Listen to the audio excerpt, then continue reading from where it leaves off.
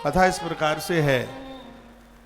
सदना का नाम आपने सुना होगा, जिसमें वाराणसी काशी की महिमा छिपी हुई है। सदना का कारोबार यह है कि इसके पुरखों के सामने से दुकान से मांस का विक्रय होता है। एक दिन कोई ब्राह्मण इनकी दुकान के सामने से निकला। उन्होंने देखा कि तराजू में सालराम की बटुलिया रखी है, बड़ी भारी सी। उससे वो मांस तौल तौल के दे रहा है। उसको तो पता ही नहीं है कि सालग्राम है। तो ब्राह्मण ने सदना को कहा कि भैया ये पत्थर मुझे दे दे, मुझे इसकी जरूरत है। सदना बड़ा उदार था, मांस की बिक्री करता है लेकिन मांस खाता नहीं है। वो आंख में आंसू ले आया, कहा मैं भाग्यशाली हूं, एक ब्राह्मण ने कुछ मांगा तो सही मुझसे।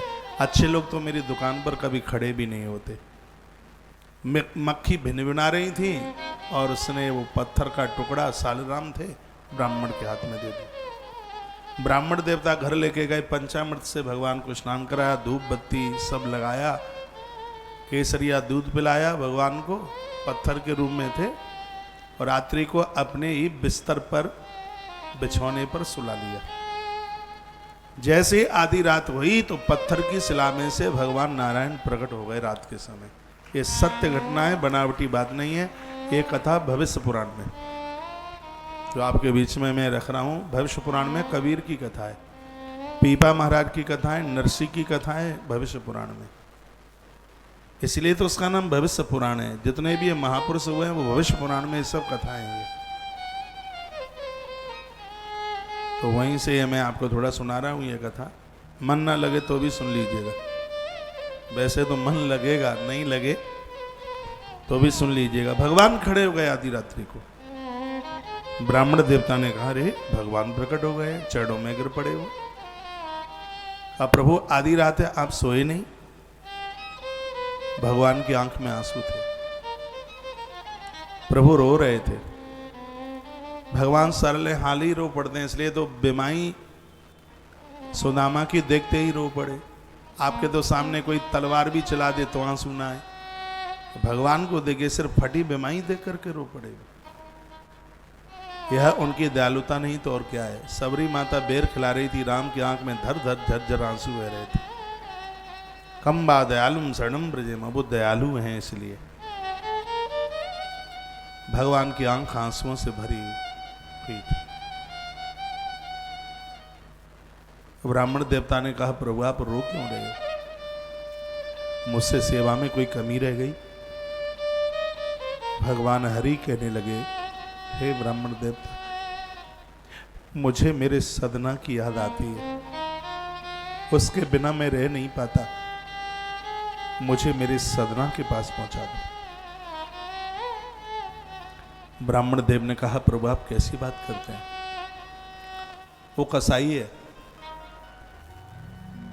उसने तुमसे तौल तौल के लोगों को मांस दिया। भगवान क्या कहे? भगवान ने कहा कि जिस समय वो मुझे तराजू में रखता तो मुझे ऐसा लगता कि मुझे झूला झूला रहा है। जिस समय वह अपने ग्राहकों से बात करता तो मुझे ऐसा लगता कि मुझे शिव तांडव स्तोत्र सुना रहा है, मेरी स्तुति कर रहा है। भगवान को शिव तांडव बहुत प्रिय है और रुद्राष्टक भगवान को अतिशय प्रिय है, पंचाक्षर भगवान को अतिशय प्रिय है। शिव महिम्न तो साक्षात वेद पढ़ने का जो फल मिलता है, शिव महिम्न स्तोत्र पढ़ने से वो फल प्राप्त होता है। तो कहा कि वो जब बात करता है लोगों से तो ऐसा लगता है कि मेरी स्तुति गायन कर रहा है, मुझे तुम वहीं पहुंचा दो। आधी रात्रि को ब्राह्मण ने, भगवान फिर समाहित हो गए पत्थर की बटलिया में, सालग्राम शिला में। सत्य घटना है। वो ब्राह्मण लेके चला। आधी रात्रि को सदना का दरवाजा खटखटाया, सदना ने दरवाजा खोला, देखा ब्राह्मण देव सामने थे। हमारे ग्रंथों में वर्णन है कि दिन में किवाड़ खुले होने चाहिए और रात को बंद होने चाहिए, ऐसा नियम है। दिन में मंदिर में ताले नहीं डाले जाते, रात्रि को दरवाजा बंद, ऐसा नियम है, वास्तु भी कहता है। और दिन में कपाट। उस घर में संपत्ति की कभी कमी नहीं आएगी।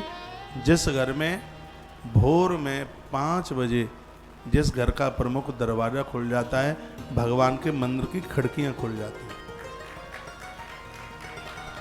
सुबह भगवान नारायण की फेरी का समय होता है।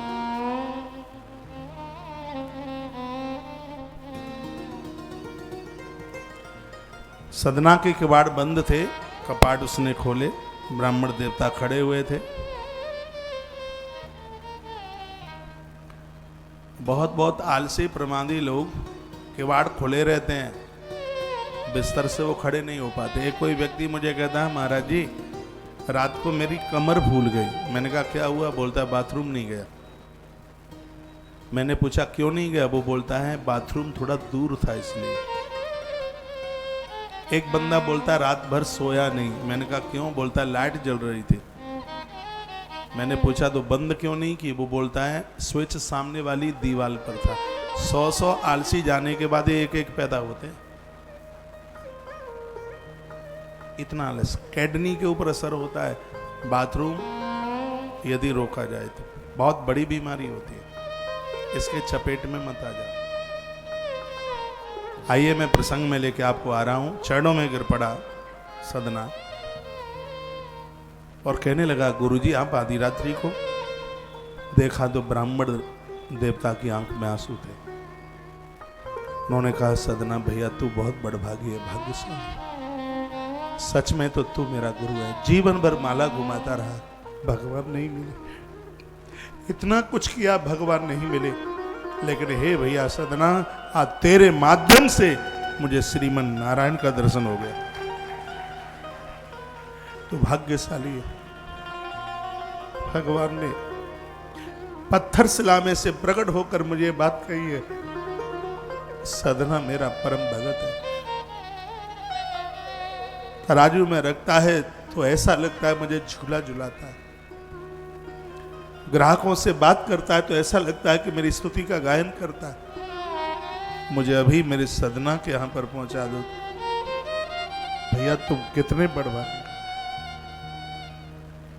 जैसे ही सालराम शिला को सदना के हाथ में दिया, सदना रो पड़ा। दौड़ करके एक लोटा पानी का भर के ले आया। आधी रात्रि को वो ब्राह्मण के चरण धोता हुआ चरणोदक लेने लगा। उसी समय एक बार फिर पत्थर की शिला में से आवाज आई। सदना दर्शन नहीं दिया, आवाज आई कि मुझे एक बार द्वारका दर्शन करा के ले आओ। कहने लगा सदना गुरु तो तुम हो मेरे। कितनी मेरी पीढ़ियां इस पत्थर समझकर मांस तौलती रही। जिसके घर में साक्षात 3 लोक का नाथ आके विराजित हुआ है, गुरुदेव इस घर में मैं बिल्कुल नहीं रहूंगा। आपने कृपा करिए, मुझे ईश्वर का आभास करा दिया और मैं ये चला। आधी रात्रि को कंठ में झोली डालकर उसमें सालराम भगवान की बटुलिया डालकर आधी रात्रि को सदना द्वारका के लिए निकल पड़ा। भजन में बड़ा आनंद। आप तो 4 दिन के लिए कहीं बाहर जाते हैं तो घर के लोगों को समझा करके ऐसे करना, ऐसे वहां से उधारी लेना, वहां देना, सब समझाते हो। ये बंदा जिंदगी भर के लिए चला गया, कौन दुकान चलाएगा सोचा ही नहीं। जो सोचते हैं वो घर कभी नहीं छोड़ते। आधी रात्रि को वो निकला, कई दिन उसको चलते चलते हो गए। सुनिए, किसी गांव से निकलता हुआ जा रहा था, चेहरे पर थकान थी। कोई बड़ा सज्जन व्यक्ति था, उसने सदना को देखा और सदना को कहा लगता है कि तुम थके से हो, आज रात यहां रुक जाओ। सदना उसके चौपाल में रुक गया, उसके घर में रुक गया। सदना ने संध्या को भगवत नाम उच्चारण करके भोजन किया। उसको बोरी बिस्तर लगा दिया गया। पहले गद्दा तो होता नहीं था, टाट बिछा देते थे। पुरानी बातें थी, प्राचीन बात। इस घर की जो स्त्री थी वो बड़ी बदत चलन थी। आधी रात हो गई, कांटा पांव में लगे तो एक ही बार कष्ट देता है, लेकिन समाज के 4 लोग ऐसे हैं जो 24 घंटे चुभते रहते हैं। मूर्ख सेवक, सेवा करने वाला मूर्ख,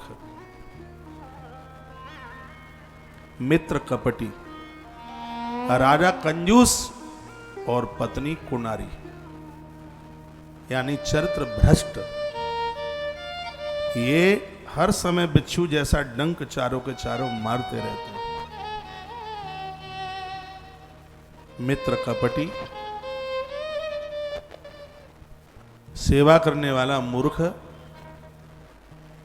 राजा कंजूस कृपण और पत्नी कुनारी। मैंने तो बहुत बार बोला है, जीवन में चाहे पुरुष हो चाहे स्त्री हो, अविवाहित रहना, लेकिन एक दूसरे को कभी जीवन में ऐसा मत करना जिससे हमारे ग्रंथ और हमारा सनातन शर्मिंदित हो जाए। आधी रात्रि को ये बिगड़ी हुई स्त्री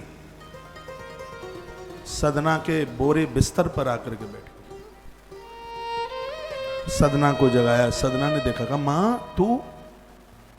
बोलती है, सोन मां बनने के लिए नहीं आई हूं, मैं आई हूं तेरी पत्नी बनने के लिए। और वो सदना को पकड़ने लगी। सदना चीखने लगा तो इसने उसके मुंह में कुछ कपड़े लगा दिए और कहा, हाँ मैं समझ चुकी हूं, तो ये भय है कि आंगन में मेरा पति सो रहा है। ये सत्य घटना थी। ये कांटा मैं अभी निकाले देती हूं। तो दीवार पर तलवार लटक रही थी। इसने तलवार उठाई और अपने सोते हुए पति के खंड खंड कर दिए, टुकड़े कर दिए, मौत के घाट उतार दिया उसे। पति को मारकर, तब तक सुबह होने वाला था, इसने सदना को पकड़ने की कोशिश की। सदना इसके काबू में नहीं आया तो दरवाजे पर जाकर चिल्लाने लगी, ओ मुझे बचाओ, इस हत्यारे ने मेरे पति को खा लिया। लोग आए, सदना की पीठ के ऊपर लाठियों का प्रहार किया। राजा के सामने ले जाकर सदना को खड़ा कर दिया।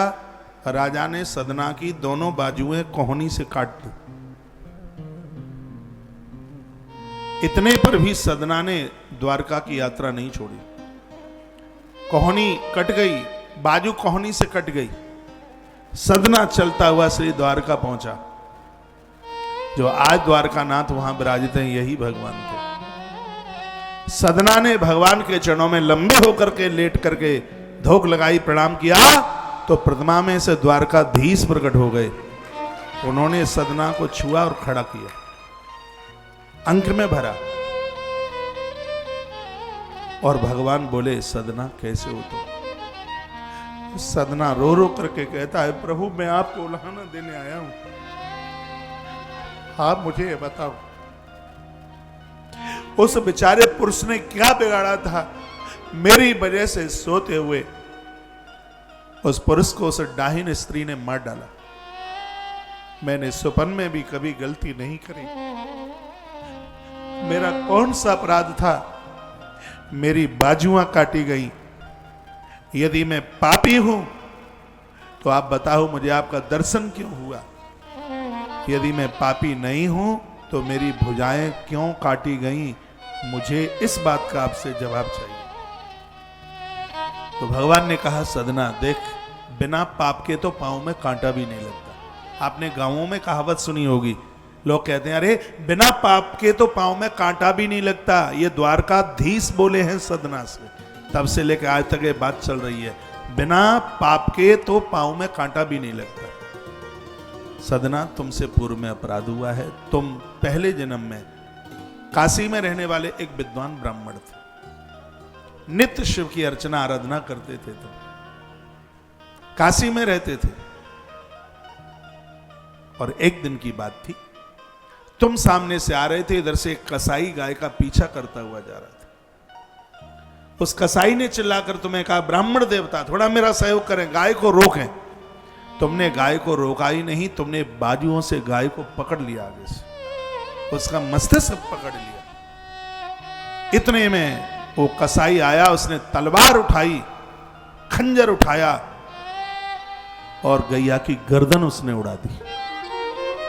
सदना, बदला किसी से लिए बिना नहीं रहा जाता। वही कसाई यहां पर वो पुरुष आके बना जो आंगन में सो रहा था, और वही गाय उसकी पत्नी आकर के बनी जिसने उसकी गर्दन उड़ाई। सदना, पूर्व में उसने उसकी गर्दन उड़ाई तो उसने उसकी गर्दन को उड़ा दिया।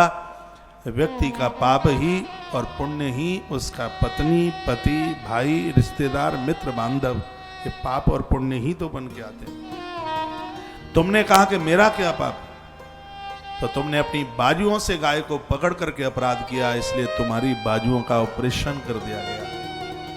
तुम कहते हो कि मेरा दर्शन कैसे हो गया, तो जो तीर्थ में वास करता है उसे एक न एक दिन मेरा दर्शन हो ही जाता है। तुमने काशी जैसे पवित्र तीर्थ में वास किया था और उसका यह पुण्य था कि तुम्हें मेरा दर्शन